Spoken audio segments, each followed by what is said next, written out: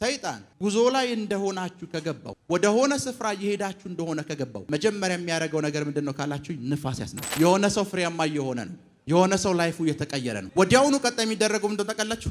ፍሬውን ከዚህ ሰውዬ መውሰድ አይደለም። ሰይጣን ምንጩን ለማረቅ የሚያደርገው ነገር አንድ ነው። የምስራቅ ነፋስ ፕሮግራም አድርጎ በዚህ ሰውዬ ላይ ያስነሳል። የሆነ ጊዜ ምስራቅ ነፋስ ይመጣና የሆነ ነገሮችን ፖስት ያደርገውና ያስቆመዋል። ከዛ በኋላ ምን እንደሚፈጠር ታውቃላችሁ? የሥራ አፒታይታቸው ይዘጋል። ያ የምስራቅ ነፋስ ሲመጣ የሚያደርገው ነገር አንድ ነው። ምንጮችን ያደርቅ። እቺ ልጅ ባለጸጋ ልትሆን ነው፣ ቤተሰቧን ልትቀይር ነው፣ ይሄ ሰውዬ እጃችን ሊያመልጥ ነው ተብሎ የተነሳባችሁ ነፋስ በሙሉ ከዚህ ፕሮግራም በኋላ ጸጥ ይላል። አሜን። አንዳንድ ሰዎች አገጥሟቸው ያውቁ? ቢዝነስ ይሰራሉ፣ ጥሩ ቢዝነስ ይሰራሉ፣ ስራ ሰርተው የማይደክማቸው ሰዎች ሲከተለኝ ከኋላዬ ሰይጣን ጉዞ ላይ እንደሆናችሁ ከገባው ወደ ሆነ ስፍራ እየሄዳችሁ እንደሆነ ከገባው መጀመሪያ የሚያደርገው ነገር ምንድነው ካላችሁ ንፋስ ያስነሳል። ንፋስ ያስነሳል። የመጀመሪያ ስራው ምንድነው ከተባላችሁ ንፋስ ያስነሳል። ክብር ለኢየሱስ ይሁን። ንፋስ ያስነሳል። ንፋሶች በላይፋችሁ ላይ እንዴት እንደሚሰሩ ላሳያችሁ። የሆሴን መጽሐፍ ክፈቱ። ዛሬ ስለ አንድ ንፋስ አስተምራችኋለሁ፣ ስለ ምስራቅ ንፋስ።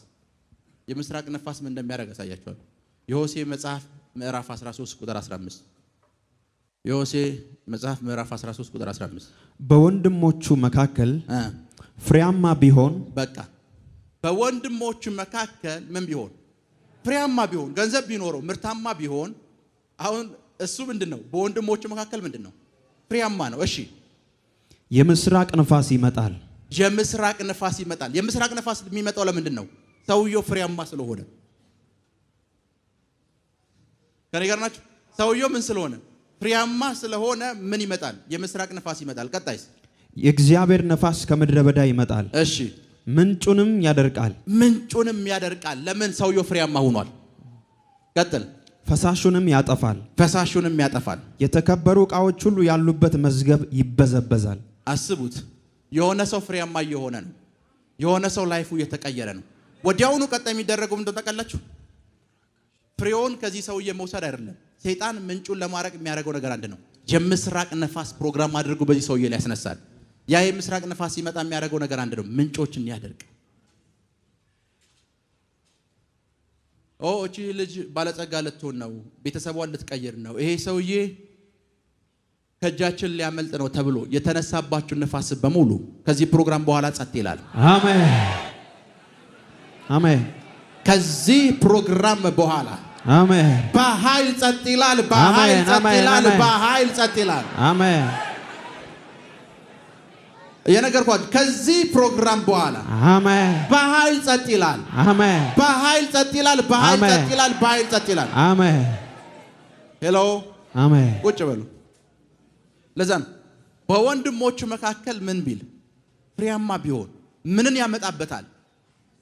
የምስራቅ ንፋስ። ምን ለማድረግ? ምንጩን ለማድረግ። ብዙ ጊዜ ሚኒስትሪ ውስጥ በብዙ ፓሽን ወይም በብዙ መነካት በብዙ ግለት ውስጥ ሚኒስትሪ ውስጥ ያሉ ሰዎች 10 ሰው መድረስ ይጀምራሉ፣ 20 ሰው መድረስ ይጀምራሉ፣ 50 ሰው መድረስ ይጀምራሉ። ሉሲፈር ያያቸዋል። አሁን ሺዎች ጋር ሊደርሱ ነው፣ ሚሊዮኖች ጋር ሊደርሱ ነው ብሎ ሲያስብ ሁለት እዛ ቸርች ውስጥ ያስቀምጣቸው የራሱ ሜምበሮች አሉ። የቸርቹ ሜምበሮች ሳይሆን የራሱ ሜምበሮች ሁለቱን ያስነሳል። ቸርቹን ያመሱታል። ቸርች ውስጥ ኃይለኛ ንፋስ ያስነሳሉ። የቸርቹ ባለራዕይ ግራ እስኪገባው ድረስ ኃይለኛ ንፋሱን እነሱ እንዳስነሱት እንኳን አታውቁም። የቸርቹንም አራት ማዕዘናት እነዚህ ንፋሶች መነቅነቅ ይጀምራሉ። ሰውየው የፕሬየር ላይፉ መውደቅ ይጀምራል። ቁጭ ብሎ ወሬ መስማት ይጀምራል። ቁጭ ብሎ ማን ነው ይሄን ያደረገው ማለት ይጀምራል። ለምን? ሰውየው የሆነ ስፍራ እንደሚደርስ ገብቷቸዋል። የሚደረገው ምንድነው ከተባላችሁ ንፋስ ይነሳል። ንፋስ ይነሳል። በወንድሞቹ መካከል እንኳን ፍሬያማ ቢሆን አለ የምስራቅ ንፋስ ይመጣበታል። ሰውየው የምስራቅ ንፋስ ይጠበቀ እኮ አይደለም። ድንገት የምስራቅ ንፋስ ይሄ ሰውዬ ፍሬያማ ሆኗል ብሎ ይመጣል። ከዛስ ምንን ያደርግበታል? ምንጭን ያደርግበታል። የዘጸአት ምዕራፍ 14ን ክፈቱ። ዘጸአት ምዕራፍ 14 ቁጥር 21። ከዛ ወደ ቅድም ወደ ማርቆስ 4 እንመለሳለን። ሙሴም ዘጸአት ምዕራፍ 14 ቁጥር 21። እሺ ሙሴም በባህሩ ላይ እጁን ዘረጋ፣ ሙሴም በባህሩ ላይ እጁን ዘረጋ። የምስራቅ ንፋስ ምን እንደሚያደርግ ላሳያችሁ ነው። ሙሴም በባህሩ ላይ እጁን ዘረጋ። እሺ እግዚአብሔርም ሌሊቱን ሁሉ ጽኑ የምስራቅ ነፋስ አምጥቶ ባህሩን አስወገደው። የምን ንፋስ? የምስራቅ ነፋስ። እሺ ከዛስ? ባህሩን አስወገደው። አስቡት፣ አንድ ቀን በሕይወት ዘመኑ ደርቆ የማያልቅ ባህር ንፋስ መጣ ብሎ ደረቀ። የምስራቅ ንፋስ መጣ፣ ባህሩ እንደ ግድግዳ ቆመ ይላል አይደል? ምድሩ በሙሉ አስቡት። እዚህ ስፍራ ውስጥ ባህር ከነበረ ይሄንን ስፍራ ብታደርጉት ቢያንስ ጭቃ ነው የምትጠብቁት አይደል? መጽሐፍ ቅዱስ እንደዚህ ይላል፣ በደረቅ መሬት ተሻገሩ ነው የሚለው። ጭቃ እንኳን የለም። ለምን ሲባል የመጣው ከምንጭ ጀምሮ የሚያደርቅ የምስራቅ ንፋስ ነው። ከምንጭ ነው የሚያደርቀው፣ ከምንጭ። ባህሩ እንዴት ተደረቀ ሲባል አንድ ነገር ነው የሆነው፣ የምስራቅ ንፋስ ነው። ለዛ አንዳንድ ይሄ የምስራቅ ንፋስ ምን እንደሚያደርግ ታውቃላችሁ? ምን እንደሚያደርግ ታውቃላችሁ? የሆነ ነገር ቢዝነስ ጀምራላችሁ፣ ፍሬያማ መሆን ጀምራላችሁ፣ ወይም አገልግሎት ውጤት ማየት ጀምራላችሁ። ደን ይሄ ንፋስ የተነሳ ሰዓት ቀጣይ የሚፈጠረው እንደ ታውቃላችሁ፣ ድጋሚ ለመነሳት የጸሎት ላይፋችሁን ይመታዋል። ድጋሚ ለመነሳት ቀናታችሁን ይመታዋል። ድጋሚ ለመነሳት ያላችሁን ፓሽን ይገለዋል። ቢኮዝ ምን እንደሚያደርገው ከተባለ ከምንጭ ነው የሚያደርገው። ከምንጭ ነው የሚያደርገው። አንዳንድ ሰዎች አጋጥሟቸው አያውቁም? ቢዝነስ ይሰራሉ፣ ጥሩ ቢዝነስ ይሰራሉ፣ ስራ ሰርተው የማይደክማቸው ሰዎች ናቸው። የሆነ ጊዜ ምስራቅ ንፋስ ይመጣና የሆነ ነገሯቸውን ፖስት ያደርገውና ያስቆመዋል። ከዛ በኋላ ምን እንደሚፈጠር ታውቃላችሁ? የስራ አፒታይታቸው ይዘጋል። የስራ አፒታይታቸው ይዘጋል። የስራ አፒታይታቸውን ማን እንደወሰደው አታውቅም። ይሄ ሰው እሺ እቺን እስኪ ከዚህ ወደዚህ አምጣት፣ በጣም ትለፋ የነበርክ ሰው አይደል? እቺን እስኪ ስራት ብትሉ ያቺን ለመስራት አፒታይቱ ይዘጋል። ያ በጣም ጠንካራ ያ ስትሮንግ የምትሉት ሰው ያ ጀግና የምትሉት ሰው የምስራቅ ንፋስ ከተላከበት በኋላ ምንጭ ነው የሚደርቅ። የምስራቅ ንፋስ ይሄን የሚያረግ ከሆነ የምስራቅ ንፋስን ከህይወታችሁ ለመከልከል ምንድነው ማድረግ ያለባችሁ? ከኔ ጋር ናችሁ? ምንጮችን የሚያደርቅ ከሆነ ፍሬያማነትን የሚገል ከሆነ ከመጀመሪያው ጀምሮ ነግሬያችኋለሁ። የኢዮብ ልጆች የሞቱት በንፋስ ምክንያት ነው። እና ንፋሱ እንኳን ከየት መጣ ሲባል ከምድረ በዳ ከምስራቅ ነው የመጣው። ፕሮግራም ተደርጎ ነው የመጣው። ለምን ሲባል የኢዮብ ልጆችን ለመግደል። ሌላ ሰው እንዳትገል፣ የማን ልጆችን? የኢዮብ ልጆችን እንድትገል።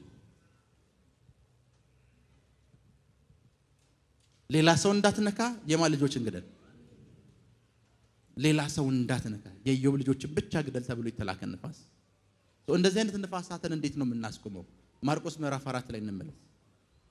ከአገልግሎታችሁ ላይ ዛሬ እናስቆማለን። ከቢዝነሳችሁ ላይ እናስቆማለን። ከስራችሁ ላይ እናስቆማለን። አሜን። የእናንተ ከተባለ ነገር ሁሉ ላይ እናስቆማለን። አሜን። ብርቱ አውሎ ንፋስም ተነሳና ውሃ በታንኳይቱ እስኪሞላ ድረስ ማዕበሉ በታንኳይቱ ይገባ ነበር። እሺ እርሱም በስተኋላ ትራስ ተንተርሶ ተኝቶ ነበር። ጌታ ኢየሱስ ምን ብሎ ነበር? ተንተርሶ ተኝቶ ነበር። እሺ አንቅተውም መምህር ሆይ ስንጠፋ አይገድህምን አሉት። አነቁትና መምህር ሆይ ምን ስንል ስንጠፋ አይገድህምን አሉት። እርሱም በስተኋላው ተንተርሶ ነበር፣ ተኝቶም ነበር። አንቅተውትም መምህር ሆይ ስንጠፋ ምን አይልህም አይገድህምን አሉት። ወደ ምዕራፍ 5 ተሻገሩ። ምዕራፍ 5 ላይ ማን ያለው? በጌርጌሶን ብሎ ይጀምራል አይደል? በጌርጌሶን ምን ይላል? በመቃብር ይኖር ነበር ምን መንፈስ፣ ርኩስ መንፈስ ያለበት ሰው። እሺ ወደ ባህር ማዶም ጌርጌሶን ሀገር መጡ። እሺ በቃ አሁን ቁጥር 39 ልቀጥላችሁ። ነክቶም ንፋሱን ገሰጸው፣ ባህሩንም ዝም በል ጸጥ በላለው። ንፋሱም ተወ፣ ታላቅ ጸጥታም ሆነ። እንግዲህ የምትፈሩት ስለምንድን ነው? እንዴት እምነት የላችሁም አላቸው። እጅግም ፈሩና እንግዲህ ነፋስን ባህርም የሚታዘዙለት ይህ ማን ነው ተባባሉ። እዚህ ስፍራ ውስጥ እንዲገባችሁ የምፈልገው ነገር ልንገራችሁ። ንፋሱ ዝም ብሎ አልተነሳም። ጌርጌሶኖን የሚባል ከተማ ነው እየሄዱ ያሉት። ጌርጌሶኖን ውስጥ አንድ መንፈስ ያለበት እብድ ሰው ያለ፣ ማዕበሉን ያስነሳው እሱ ነው። ንፋሱን የላከው እሱ ነው። እዛ ሰውዬ ውስጥ ያለ መንፈስ ነው ንፋሱን የላከው። ይሄ ሰውዬ ሙቷል አልሞትም ብሎ የባህሩ ደጃፍ ላይ መጣ። ምክንያቱም የላከው ንፋስ ሰርቷል አልሰራም የሚለው ላይ እነ ጴጥሮስ ንፋስ ምን እንደሚያመጣ ስለገባቸው ኢየሱስን ምንም ያክል እንኳን ቢያምኑትና ቢተማመኑበትም ንፋስ ላይ ምን እንደሚያመጣ ስለሚያውቁ መምህሩ ይሄ ከኛ ቀን በላይ አሁን መነሳት አለብህ አሉት። ምን ማለት አለብህ? መነሳት አለብህ። አሁን አንተ ምን ማለት አለብህ? መነሳት አለብህ። መጽሐፍ ቅዱስ ጌታ ኢየሱስ ተነሳ ይላል። ማዕበሉንና ንፋሱን ከመገሰጽ ሂደት ውስጥ አንድ ነገር የተናገራቸው እስከ መቼ ትፈራለህ? ያ ማለት ነው ነገራቸው። የምስራቅ ንፋስ መጥቶ ላይፋችሁን ከመታው ላይፋችሁን ለመምታት እናንተ ውስጥ ማግኘት የሚፈልገው አንድ ነገር ብቻ ነው፣ ፍርሃት። አንበሳ ታውቃላችሁ አይደል? አንበሳ እናንተ እዚህ ሆናችሁ አንበሳ እዛ ጋር ብትሆኑ ሰው ስለሆናችሁ አይገላችሁ። ሄሎ አንበሳ እዚህ ሆኖ እናንተ እዚህ ሆናችሁ አንበሳ እዛ ጋር ካለ እናንተን ለመግደል ምን እንደሚጠቅም ታውቃላችሁ? የአንበሳው አፍንጫ ነው እናንተን ለመግደል መጀመሪያ የሚንቀሳቀሰው። ማሽተት ይጀምራል። ሰዎች ሲፈሩ የሚያመነጩት እጢ አለ። አንበሳው እሱን ነው የሚያሸተው። ልክ እንደፈራህ የገባው ሰዓት እየሮጠ ይመጣል። ያ እጢ እናንተ ጋር ካልመነጨ ያንን ነገር አሽትቶ ካጣው አንበሳው እንደ ፍሬንድ ነው የሚያያችሁ። ምንም ነገር ማድረግ አይችልም። የምስራቅ ንፋስ መጀመሪያ የሚያየው እናንተ ውስጥ ፍርሃት ነው። እከስራለሁ የሚል ፍርሃት፣ አገልግሎቱ ባይሳካልኝ የሚል ፍርሃት፣ ሄሎ እወድቅ የሆነ የሚል ፍርሃት፣ ቪዛውን ላይ ሰጡኝ ይችላሉ የሚል ፍርሃት፣ በዚህ ቢዝነስ እከስራለሁ የሚል ፍርሃት፣ አሁን ደግሞ የቤት ኪራይ ደግሞ መክፈል ሊከብደኝ ነው የሚል ፍርሃት። ያ አውሎ ንፋስ የመጣበት አንደኛ ምክንያት ጌታ ኢየሱስ እንደተኛ አይቷል። ሁለተኛ እንደፈሩ አውቋል። ኢየሱስ አጠገብ ናቸው፣ ግን ፈሪ ናቸው። በእናንተና በሐዋርያቱ መካከል ያለው ልዩነት ልንገራችሁ። ሐዋርያቱ ጋር ስትመጡ እነሱ እዚህ ያሉ፣ ኢየሱስ እዚህ ጋር ተኝቷል። እናንተ ውስጥ ደግሞ ትልቁ ችግሩ እንደው ልንገራችሁ፣ ኢየሱስ እዛ ጋር አይደለም የተኛው፣ እናንተ ውስጥ ሆኖ እኮ ነው እየፈራችሁ ያላችሁት።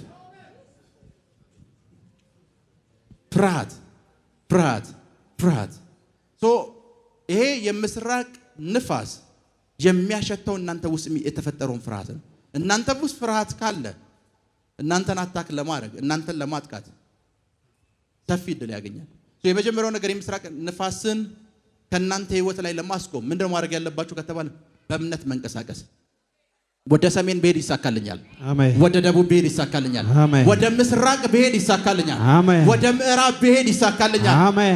መስከረም ላይ በለጽጋለሁ፣ ጥቅምት ላይ በለጽጋለሁ፣ ህዳር ላይ በለጽጋለሁ፣ ታህሳስ ላይ በለጽጋለሁ፣ ጥር ላይ በለጽጋለሁ፣ የካቲት ላይ በለጽጋለሁ፣ መጋቢት ላይ በለጽጋለሁ፣ ግንቦት ላይ፣ ሰኔ ላይ፣ ነሐሴ ላይ፣ ጳጉሜ ላይ በለጽጋለሁ።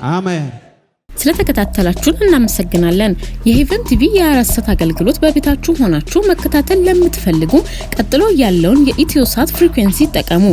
ፍሪኩዌንሲ 11605፣ ፖላራይዜሽን ሆሪዞንታል፣ ሲምቦል ሬት 45000። በተጨማሪም በየጊዜው የምንለቃቸውን ቪዲዮዎችና የተለያዩ መረጃዎችን ለመከታተል ፕሮፌት ሚራክል ተካ የሚለውን የፌስቡክ ገጻችንን ላይክ እና ፎሎ ያድርጉ። እንዲሁም ፕሮፌት ሚራክል ተካ የሚለውን የዩቲዩብ ቻናላችንን ሰብስክራይብ ያድርጉ። የምንለቃቸውን አዳዲስ መንፈሳዊ ቪዲዮዎች በሰዓቱ ቀድሞ እንዲደርሱት ደግሞ የደውል ምልክቱን ይጫኑ።